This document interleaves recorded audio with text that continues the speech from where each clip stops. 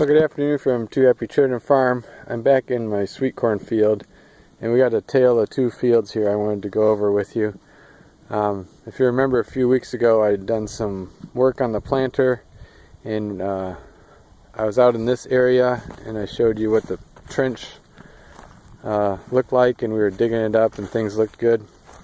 Well, I wanted to come back and show you what kind of stand we got here and explain a few things that went on and what went wrong.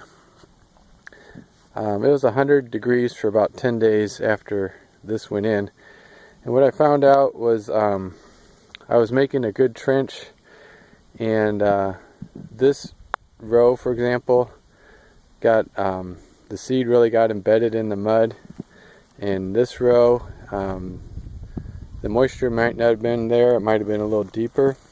So what I was getting was some seeds partially germinating, and then within a few days they would die off. So I put in drip tape, tried to rescue the crop, and it was a little too late. So this row here that came up might actually have been sitting in dry soil, and then putting the irrigation to it brought it up the rest of the way. So it's very patchy over here. I learned that the Thompson closing wheels, we were working with some moisture, but they weren't, it doesn't close it up tight, so it has loose soil over the top of the seed, which is fine, I guess, in the spring. And I didn't know this, but I needed to try it. But in the fall and in the heat, the loose soil is too loose, and it'll just let your moisture out. And we were really on the cutting edge anyways at 100 degrees. So I think that finds something for you guys to think about. Those spiked closing wheels aren't going to close and capture the moisture. If you're in a low moisture situation, maybe the rubbers wouldn't have helped either, but now I know for sure. Using the Thompsons, you got to lay the water on right away. So knowing that, we went to the next field here, and we got the tale of two fields, like I said. This field we planted 8 days ago, and this is some of the best uniformity I've ever seen. This is sweet corn, which is incredibly hard to get up, but this is just 8 days after planting, and you're already seeing 2 or 3 leaves on the plants. And the uniformity is excellent. We're at about 20,000 population.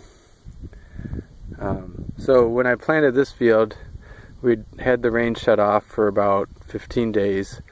It was completely dry.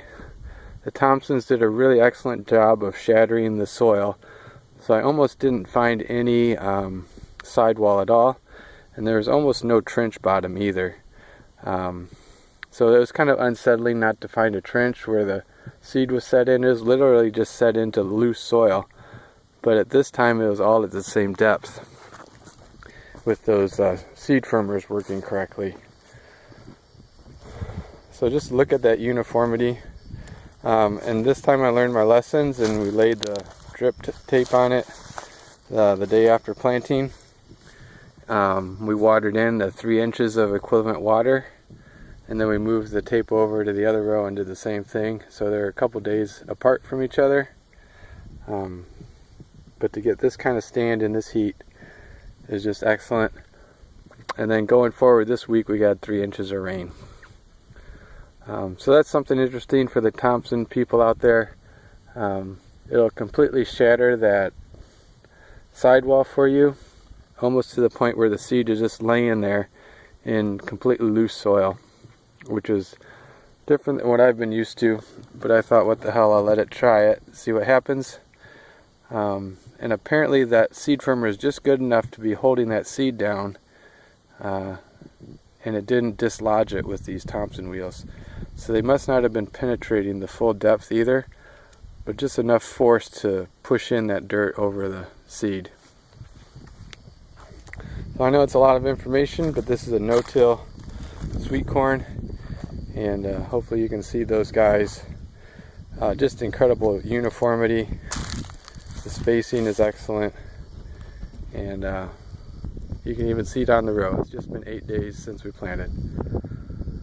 So thanks for watching, and now you know what works in super dry soil conditions.